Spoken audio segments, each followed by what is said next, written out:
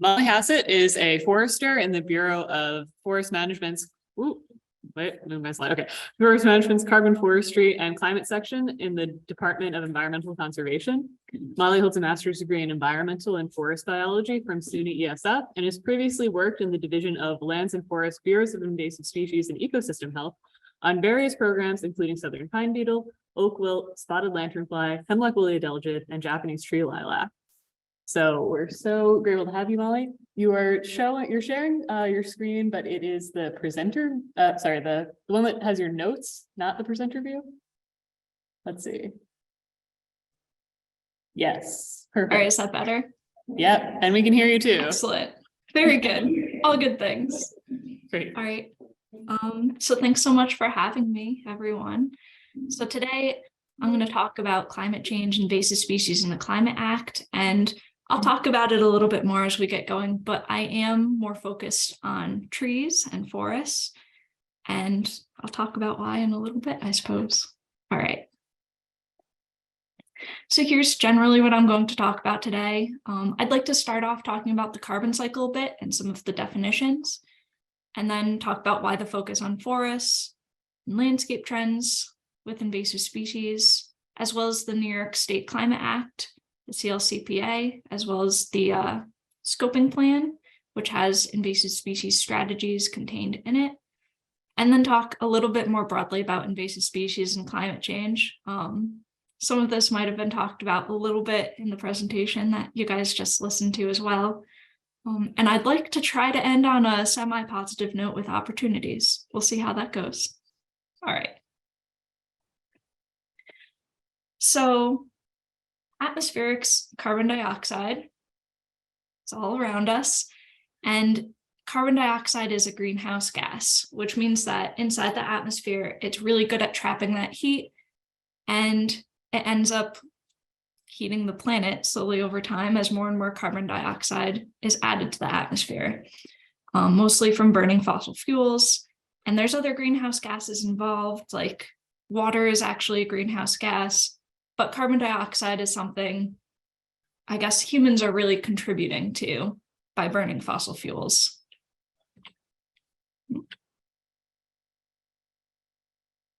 Slide. So carbon sequestration, which is through photosynthesis by trees, plants, and phytoplankton, it's the uptake of carbon and the short-term storage of carbon by trees, by phytoplankton, plants, and that carbon becomes stored inside the parts of the plants as well as in other parts of the ecosystem. So again, that carbon gets stored in the ecosystem. It can move to other pools. So the tree can drop its leaves, for example, and that leaf litter can still hold carbon. It can be incorporated into the soil, sometimes directly from the roots into the soil. So our ecosystems are already holding carbon, and already where you see like trees and plants taking in carbon. And that stored carbon can then be released back into the atmosphere as well through decay and fires. If you think about California, where they're having those really intense wildfires, those forests and ecosystems are actually emitting more carbon into the air than they are taking in at this moment. So these carbon dynamics vary over time, as well as different land use impacts can impact the uptake of carbon, the sequestration, and the storage of carbon. So I want to talk for a moment about what this looks like on the landscape. So across the landscape, and this is for New York State only, forests sequester the highest annual amount of carbon per acre. So forests are doing a really good job of taking up that carbon from the atmosphere. Wetlands are also pretty good at it, and a little bit grasslands, and overall croplands are emitting carbon dioxide, but that might have to do with some of the practices that are occurring in agricultural areas like tilling. As far as carbon storage, wetlands are actually the best at storing carbon on the landscape, followed by forests, and grasslands and croplands also store a bit of carbon, and you see developed areas just really don't store carbon inside the ecosystem, typically. Although if you have a really well a really well forested area, like an urban forest, that carbon storage can definitely jump up a lot. So forests are really important for both sequestration and storage, which is really, I think, why there's such a focus on forests and trees overall when you think about climate mitigation. And when you look at an ecosystem, the majority of carbon inside that ecosystem is actually stored inside the soil. It's accumulated in the soil over time, typically in ecosystems. And the second most place you find carbon being stored is in the tree trunks, branches, and leaves. And there's a little bit, of course, inside the tree roots and fallen leaves and litter that's on the ground, as well as dead wood. And that storage and sequestration, again, varies over time, and it depends on what's going on with that ecosystem. So, you know, a forest that's really young might be growing really quickly and taking carbon dioxide in from the atmosphere and has really good carbon sequestration, and it gets stored. If you have a wildfire, carbon's released from the ecosystem pretty quickly, typically. Slow decay, like I guess if you have some storms that knock over a lot of the trees, that carbon can be released slowly through time, although it is stored for a while inside those dead trees if you leave them in the ecosystem. And of course, regrowth kind of starts the whole system over again. And even when you look at like a specific place inside the ecosystem, you know, you might see inside that left-hand picture, there's some spots that don't have as many trees. And, you know, those spots are probably not taking up carbon as quickly as the other spots. But when you look overall at a landscape forest, it's pretty stable. There's, you know, the carbon typically is, I don't know, well distributed across the landscape, I guess. So it depends on what scale you're looking at and what piece you're looking at and what you're thinking about over time, I guess. So talking about storage and sequestration over time, we'll start with the graph on the left-hand side of the screen, talking about carbon storage by different forest stand age. If you look at that dotted line, which is the total carbon storage, storage tends to increase. If you have an older forest, that forest is really good at storing the carbon, and it's better at storing carbon than younger forests, mostly because of live trees. You have more live trees, and those live trees themselves are holding on to more carbon. But if you're thinking about sequestration or the direct uptake of carbon from the atmosphere, that graph to the left, carbon sequestration is actually higher values or actually more negative values, which is kind of strange to think about. The higher negative values, the higher sequestration actually occurs in younger forests maybe before the age of about 50 or so. So younger forests are doing a really good job of taking that carbon dioxide in from the atmosphere. And when you think about climate change mitigation itself, it's this balance between the carbon sequestration as well as the carbon emissions. So how well is an area taking in carbon from the atmosphere, and how much decay and fire is occurring, how much carbon is being put back into the atmosphere. So thinking about that, climate mitigation potential is more dependent typically, or thought of more with carbon sequestration than it is storage, although storage is really important because you don't want that stored carbon to be released into the atmosphere either. But looking at carbon sequestration across the landscape, there's been a decrease in carbon sequestration inside New York State.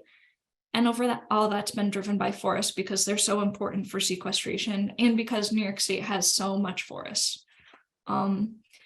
Typically, we think that that's been driven by the loss of forest land, forests being converted to developed areas or agriculture, the aging of forests as well, because forests as they get older are slower at sequestration, as well as forest pests and invasive species.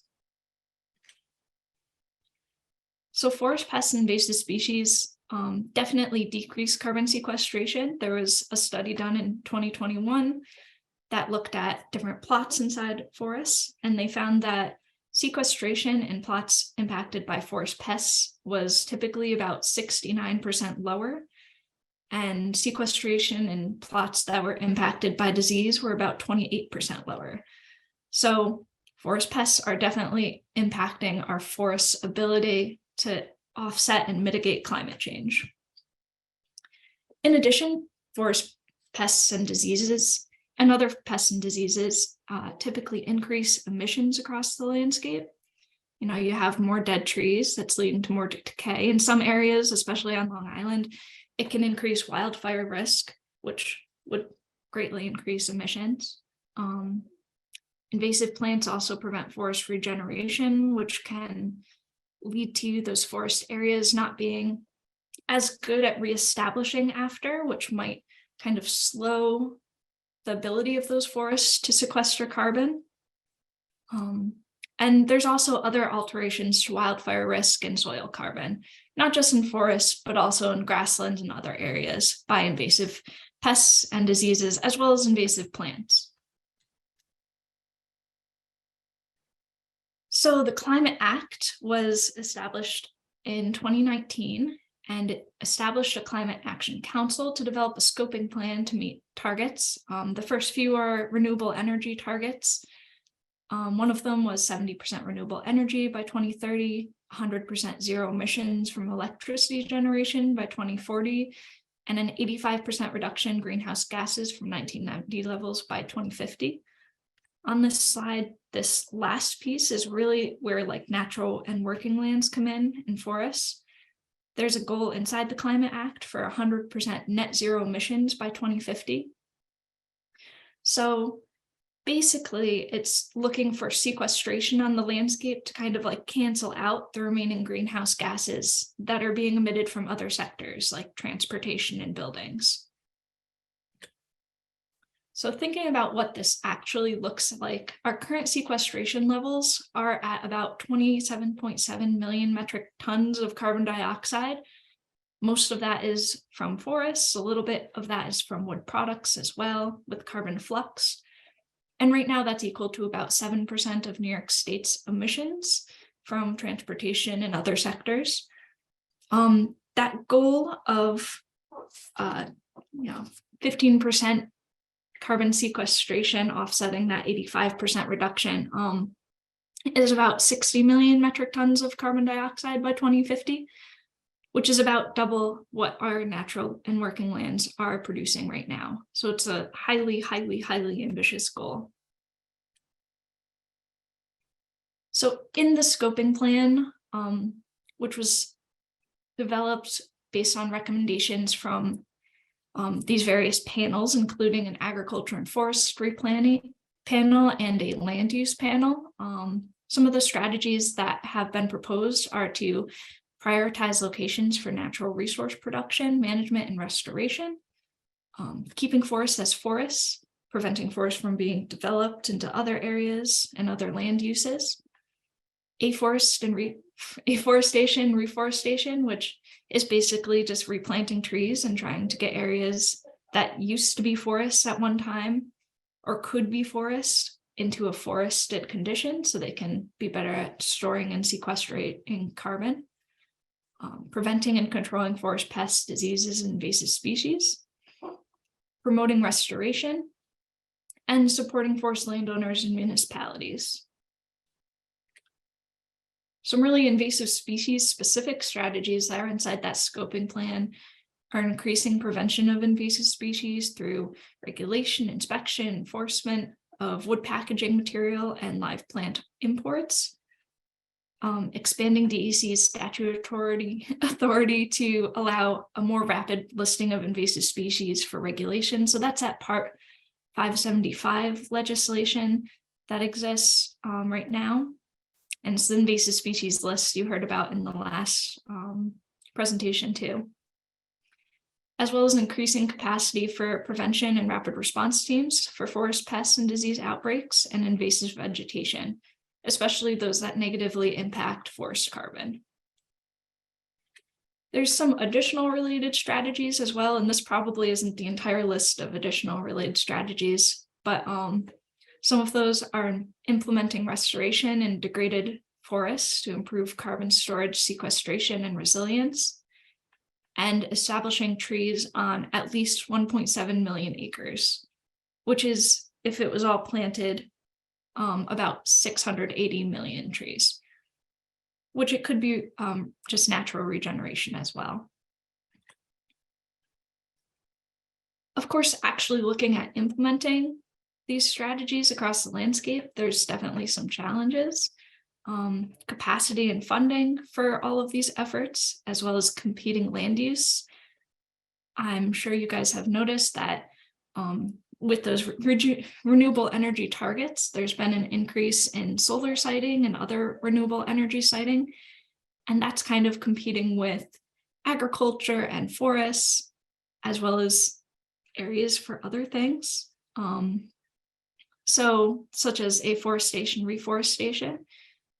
So there's definitely some competing land use challenges going on there. In addition, there's a national seed shortage going on, including in the Northeast. And a lot of nurseries, especially at DEC, we have a tree nursery, has really old infrastructure that needs to be updated to meet the planting challenges if they're going to help support it. And with that, just generally, there's a huge increase in need for seedling and tree production. And there's also an expected loss in future productivity, as well as regeneration of trees and other species, as you heard from the presentation before. I also want to mention that it's not only important to consider future mitigation potential, so there's also thinking about climate change vulnerability. With the future loss in productivity and regeneration, that will affect sequestration, but it will affect ecosystems more broadly as well. And restoration of ecosystems will likely become more difficult due to vulnerability and resilience challenges. And overall, across the landscape, as we run into a lot of these challenges, I think it's really important to consider landscape resiliency, encouraging species diversity, as well as landscape and ecosystem connectivity and vigor, as well as the function of those ecosystems. As we start to lose some species, what functions inside our ecosystems are we losing and that we still need? So thinking about future ecosystem vulnerability, especially forest ecosystem vulnerability, some of the current impacts we're seeing are an increase in invasive species, pests, and ranges, an increase in tree stress and mortality. And if you're thinking about harvesting trees, there's shorter cutting windows for sensitive sites. That next piece I have in the next 30 years, but for lower planting and regeneration success, I talked to our tree nursery staff actually just last Friday, and he was saying that we're already seeing reduced regeneration success, as well as just seed viability, which he attributes to climate change. So some of that might be already occurring right now. But we also expect to see a higher amount of storm damage in the next, 30 years or so, as well as over the long term, just larger changes to species composition. There might be smaller changes in the meantime, especially as things are planted out. And in areas you might be considering assisted migration or transition. But at least for trees, mature trees, typically they will become more stressed due to climate change, but they're better at dealing with stress than younger trees. So those ecosystems might remain around as long as they're not knocked out by invasive species and forest pests for a while. Although, again, they'll probably become more stressed. Thinking about future climate impacts, we'll see probably range expansion, increased success. I also have southern pine beetle in my slides. It's not really near and dear to my heart, but I used to work on the project. I can't say the beetle is near and dear to my heart. But we expect a lot of other forest pests to move around, maybe become more successful. Hemlock woolly adelgid although it's definitely already, inside the lower part of New York State, we're seeing it expand into the Adirondacks right now. Probably range expansion for a lot of invasive plants and increased success of those plants. Warm water aquatic species as well, we'll expect to see some range expansion and or increased success. I did want to add that there is some potential for lower success of some species, such as jumping worms in some environments. So if you have drier soils already, the midsummer droughts that we're expected to be seeing probably might impact those jumping worms to some extent and slow them down. We will see. We'll also see that native trees and native species will probably be more stressed by climate change, as I think you already heard, and higher disturbance from extreme weather, and again, lower regeneration and planting success.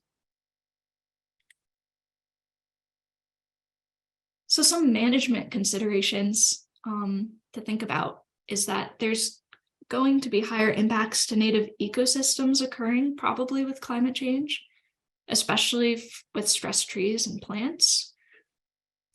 So they might be more vulnerable to invasive species and invasive forest pests.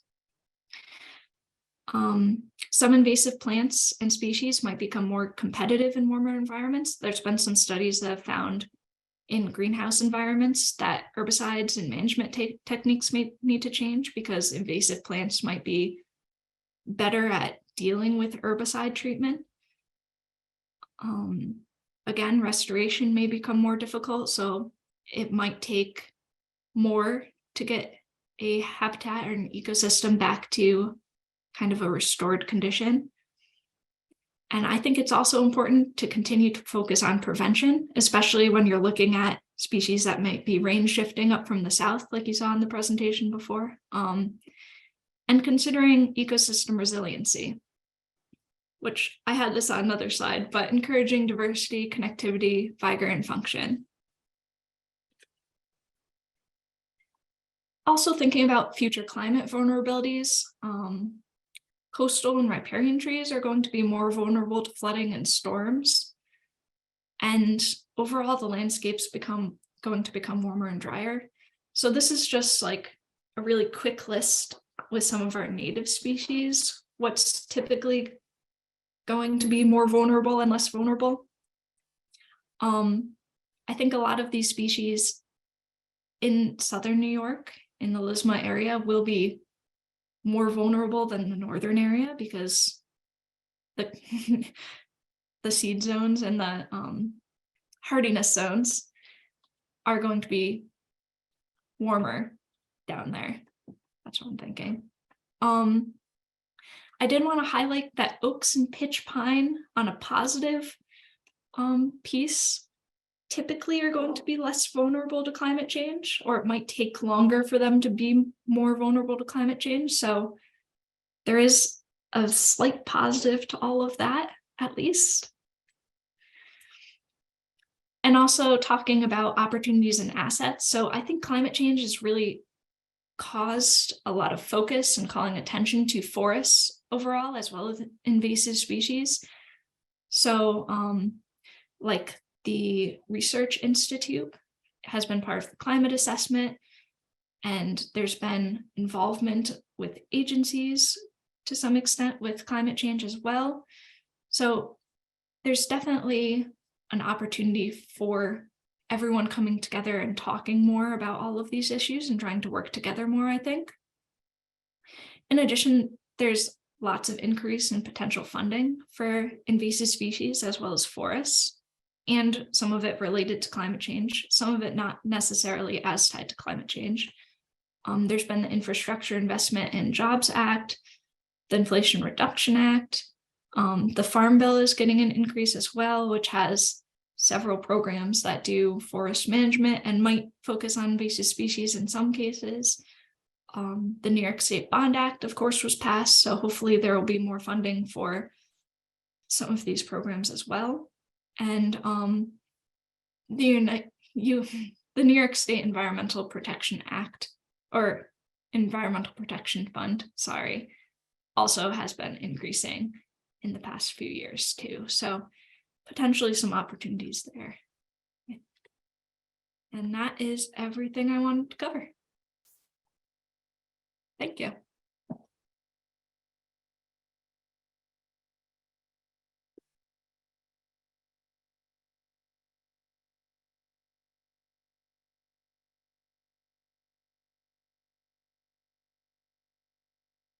We did applaud you, but we were muted, so Oh, pretend you heard applause. oh, thank you, thank you. Yeah, so thank you so much, Molly. I did see a question in the chat here online, so we could start with that. Actually, a few from Steve Young, but I'll start with the first one. Do we know how much loss of carbon sequestration is from the loss of understory plants by deer browse? The loss of shrub and herbaceous layers must have some effect. So is there any research on deer? So I don't know if there's any research particularly pertaining to carbon sequestration and deer currently, but there is an expectation for deer populations to be more successful in the future with climate change because there's going to be warmer winters, which means less mortality for deer. So there will definitely be continued regeneration issues. I'm sure understory plants and regeneration that's occurring in forests right now does have an impact on carbon sequestration, and the loss of those is going to be really important, especially if you're thinking about an increase in storm events and other disturbance events that are going to occur, and the abilities of the forest to, recover to its forest condition versus just turning into a shrubland covered in invasive bushes and such. Mm-hmm. So I hope that answers the question. Yeah, I don't know if you can see the chat, but there were a few more questions related to deer there as well. Yeah. I agree. One of the many challenges. Are there any questions in the room? Yes. Yes, I'm it's Chris. I have a question about the 488 forestry management plan.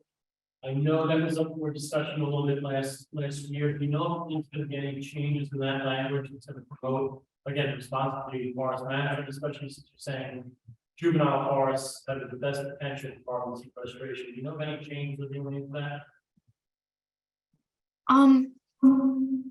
So as far as the 480A program, they're working right now in revising it.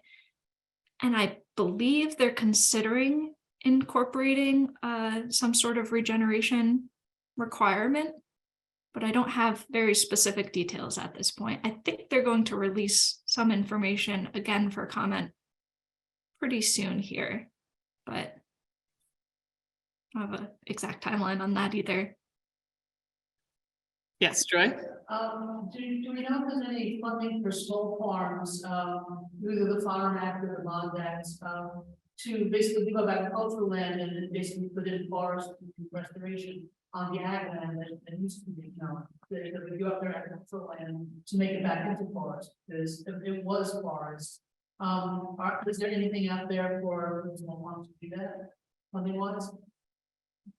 Yeah, so DEC has a Regenerate New York program in the state for private landowners to apply, and they can reforest their land. They can do tree planting, they can exclude deer. There's a lot of different options with that program. You have to work with a forester, and that's one potential source. And that program's also getting an increase in funding, hopefully the next round or two. So that's a good option.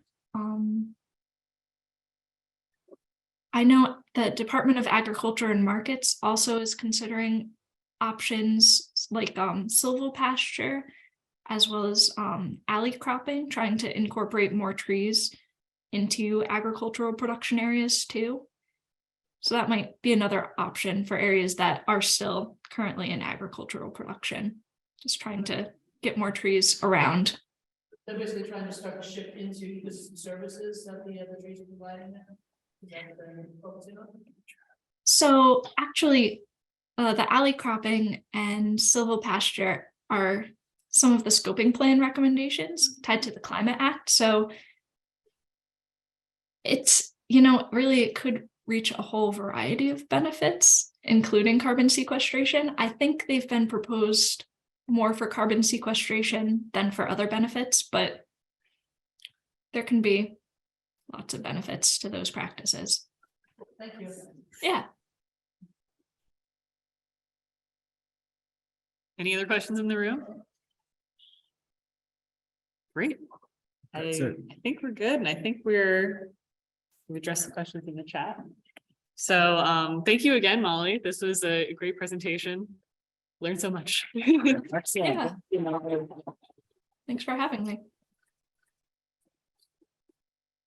Great.